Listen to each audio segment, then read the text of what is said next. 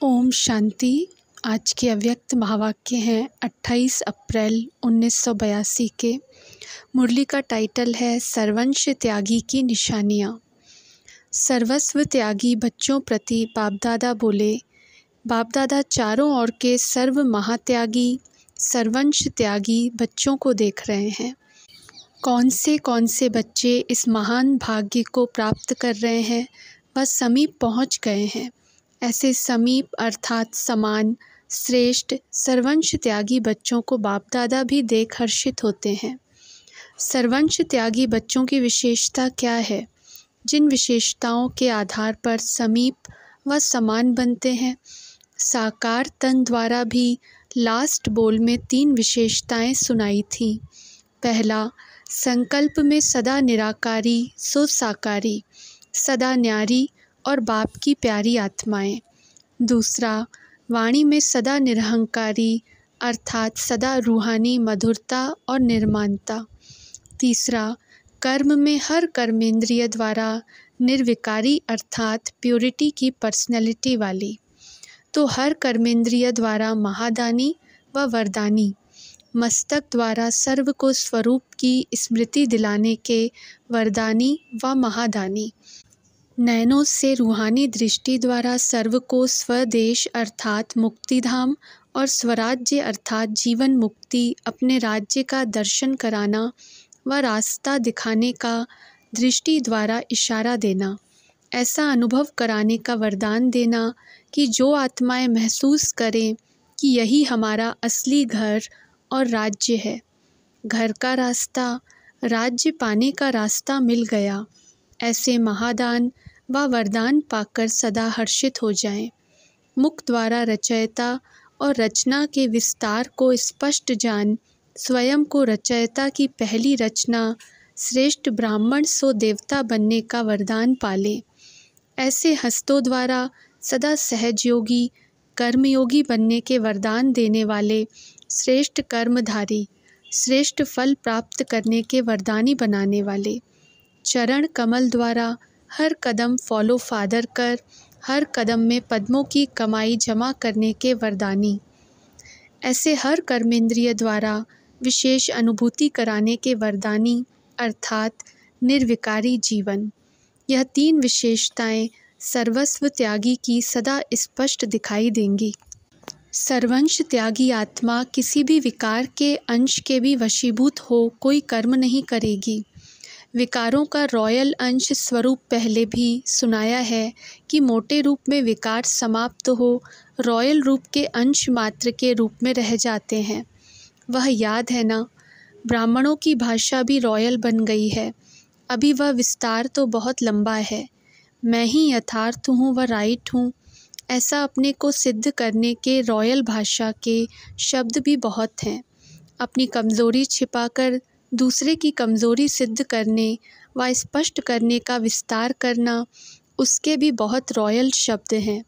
यह भी बड़ी डिक्शनरी है जो वास्तविकता नहीं है लेकिन स्वयं को सिद्ध करने व स्वयं की कमज़ोरियों के बचाव के लिए मनमत के बोल हैं। वह विस्तार अच्छी तरह से सब जानते हो। सर्वंश त्यागी की ऐसी भाषा नहीं होती जिसमें किसी भी विकार का अंश मात्र भी समाया हुआ हो। तो मनसा वाचा कर्मणा संबंध संपर्क में सदा विकारों के अंश मात्र से भी परे। इसको कहा जाता है सर्वंश त्यागी, सर्व अंश का त्याग। सर्वंश त्यागी सदा विश्व कल्याणकारी की विशेषता वाले होंगे। सदा दाता का बच्चा दाता बन सर्व को देने की भासना से भरपूर होंगे।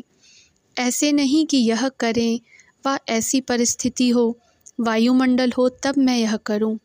दूसरे का सहयोग लेकर के अपने कल्याण के श्रेष्ठ कर्म करने वाले अर्थात लेकर फिर देने वाले। सहयोग लिया फिर दिया तो लेना और देना दोनों साथ साथ हुआ।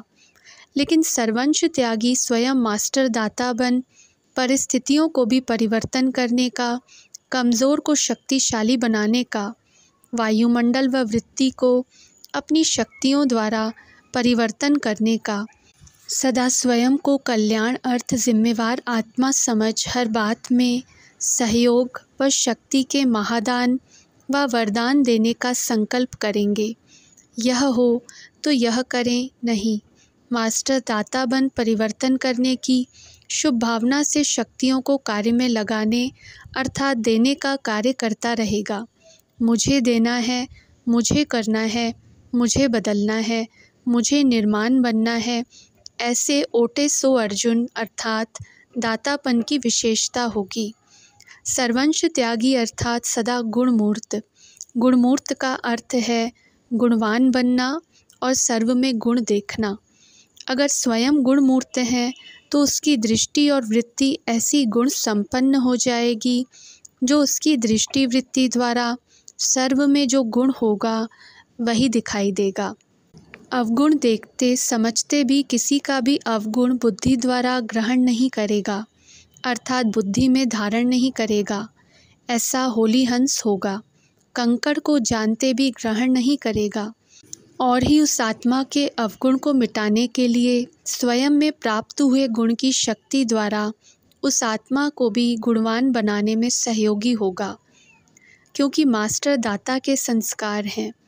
सर्वंश त्यागी सदा अपने को हर श्रेष्ठ कार्य के, सेवा की सफलता के कार्य में, ब्राह्मण आत्माओं की उन्नति के कार्य में, कमज़ोरी व व्यर्थ वातावरण को बदलने के कार्य में जिम्मेवार आत्मा समझेंगे। सेवा में विघ्न बनने के कारण व संबंध संपर्क में कोई भी नंबरवार आत्माओं के कारण ज़रा भी हलचल होती है तो सर्वंश त्यागी बेहद के आधार मूर्त समझ चारों ओर की हलचल को अचल बनाने की जिम्मेवारी समझेंगे। ऐसे बेहद की उन्नति के आधार मूर्त सदा स्वयं को अनुभव करेंगे। ऐसा नहीं कि यह तो इस स्थान की बात है या इस बहन व भाई की बात है। नहीं, मेरा परिवार है। मैं कल्याणकारी निमित्त आत्मा हूँ। टाइटल विश्व कल्याणकारी का मिला हुआ है, न कि सिर्फ स्व कल्याणकारी व अपने सेंटर के कल्याणकारी। दूसरे की कमज़ोरी अर्थात अपने परिवार की कमज़ोरी है। ऐसे बेहद के निमित्त आत्मा समझेंगे। मैंपन नहीं, निमित्त मात्र हैं अर्थात विश्व कल्याण के आधार मूर्त बेहद के कार्य के आधार मूर्त हैं।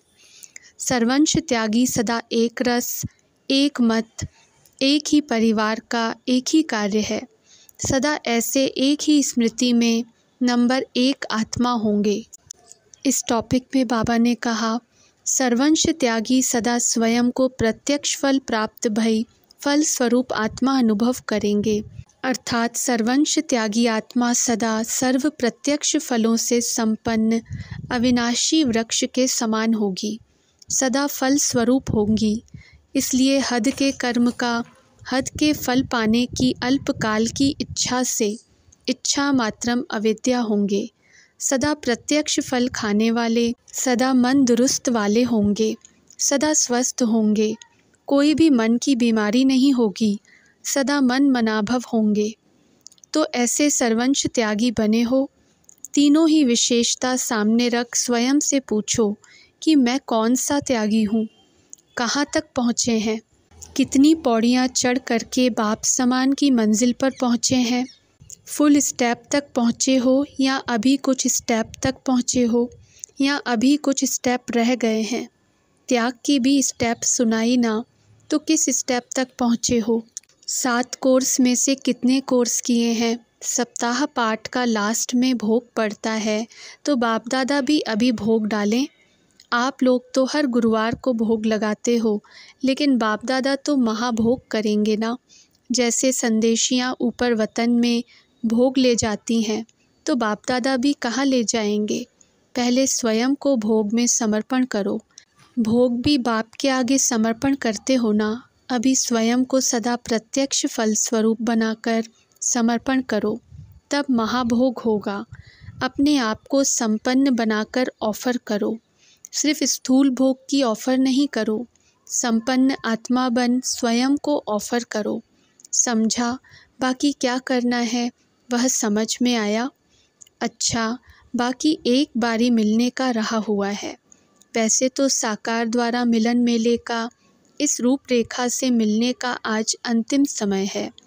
प्रोग्राम प्रमाण तो आज साकार मेले का समाप्ति समारोह है, फिर तो आगे की बात आगे देखेंगे। एक्स्ट्रा एक बाप का चुगा भी मिल जाएगा।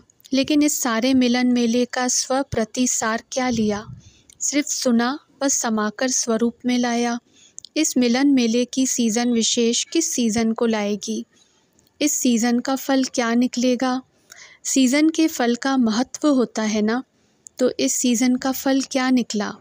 बाप दादा मिला यह तो हुआ, लेकिन मिलना अर्थात समान बनना, तो सदा बाप समान बनने के दृढ़ संकल्प का फल बाप दादा को दिखाएंगे ना। ऐसा फल तैयार किया है, अपने को तैयार किया है, व अभी सिर्फ सुना है, बाकी तैयार होना है। सिर्फ मिलन मनाना है व बनना है। जैसे मिलन मनाने के लिए बहुत उमंग उत्साह से भाग भाग कर पहुँचते हो, वैसे बनने के लिए भी उड़ान उड़ रहे हो। आने जाने के साधनों में तकलीफ़ भी लेते हो, लेकिन उड़ती कला में जाने के लिए कोई मेहनत नहीं है। जो हथ की डालियाँ बनाकर डालियों को पकड़ बैठ गए हो, अभी हे उड़ते पंछी, डालियों को छोड़ो, सोने की डाली को भी छोड़ो। सीता को सोने के हिरण ने शोक वाटिका में भेजा। यह मेरा मेरा है, मेरा नाम, मेरा मान, मेरा शान, मेरा सेंटर, यह सब सोने की डालियाँ हैं। बेहद का अधिकार छोड़ हद के अधिकार लेने में आ जाते हो। मेरा अधिकार यह है, यह मेरा काम है। इस सबसे उड़ते पंछी बनो। इन हद के आधारों को छोड़ो। तोते तो नहीं होना जो चिल्लाते रहो कि छुड़ाओ, छोड़ते खुद नहीं और चिल्लाते हैं कि छुड़ाओ। तो ऐसे तोते नहीं बनना। छोड़ो और उड़ो। छोड़ेंगे तो छूटेंगे ना। बाप दादा ने पंख दे दिए हैं, पंखों का काम है उड़ना व बैठना। तो उड़ते पंछी बनो, अर्थात उड़ती कला में सदा उड़ते रहो। समझा? इसको कहा जाता है सीज़न का फल देना। अच्छा, ऐसे सदा प्रत्यक्ष फल संपन्न संपूर्ण श्रेष्ठ आत्माएं, सदा बाप समान निराकारी, निरहंकारी, निर्विकारी, सदा हर कर्म में विकारों के कोई भी अंश को स्पर्श न करने वाले, ऐसे सर्व अंश त्यागी, सदा उड़ती कला में उड़ने वाले उड़ते पंछी, ऐसे बाप समान श्रेष्ठ आत्माओं को बाप दादा का याद प्यार और नमस्ते। पार्टियों के साथ मास्टर सर्वशक्तिवान की स्थिति से व्यर्थ के किचड़े को समाप्त करो। सदा अपने को मास्टर सर्वशक्तिवान आत्मा समझते हो। सर्वशक्तिवान अर्थात समर्थ। जो समर्थ होगा वह व्यर्थ के किचड़े को समाप्त कर देगा। मास्टर सर्वशक्तिवान अर्थात व्यर्थ का नाम निशान नहीं। सदा यह लक्ष्य रखो कि मैं व्यर्थ को समाप्त करने वाला समर्थ हूँ। जैसे सूर्य का काम है किचड़े को भस्म करना, अंधकार को मिटाना, रोशनी देना, तो इसी रीति मास्टर ज्ञान सूर्य अर्थात व्यर्थ किचड़े को समाप्त करने वाले अर्थात अंधकार को मिटाने वाले। मास्टर सर्वशक्तिवान व्यर्थ के प्रभाव में कभी नहीं आएगा। अगर प्रभाव में आ जाते तो कमज़ोर हुए। बाप सर्वशक्तिवान और बच्चे कमज़ोर, यह सुनना भी अच्छा नहीं लगता। कुछ भी हो, लेकिन सदा स्मृति रहे मैं मास्टर सर्वशक्तिवान हूँ। ऐसा नहीं समझो कि मैं अकेला क्या कर सकता हूँ। एक भी अनेकों को बदल सकता है, तो स्वयं भी शक्तिशाली बनो और औरों को भी बनाओ। जब एक छोटा सा दीपक अंधकार को मिटा सकता है, तो आप क्या नहीं कर सकते। तो सदा वातावरण को बदलने का लक्ष्य रखो। विश्व परिवर्तक बनने के पहले सेवा केंद्र के वातावरण को परिवर्तन कर पावरफुल वायुमंडल बनाओ। युगलों से बाप दादा की मुलाकात। सभी प्रवृत्ति में रहते, प्रवृत्ति के बंधन से न्यारे और सदा बाप के प्यारे हो।